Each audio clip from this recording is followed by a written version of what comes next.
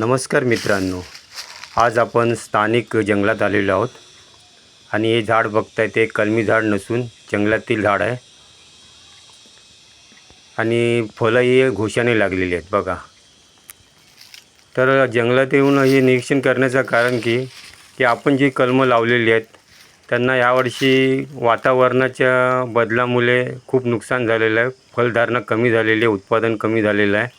पण ही जंगलातल्या झाडांना ना खत ना पाणी कोणी काही देखभाल नाही तरी खूप फलधारणा झालेली आहे.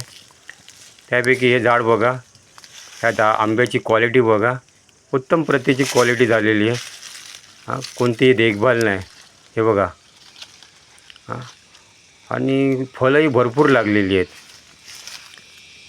तर आपण काही चुका करतो आहे का की आपल्या कलमांचा देखभाल करून?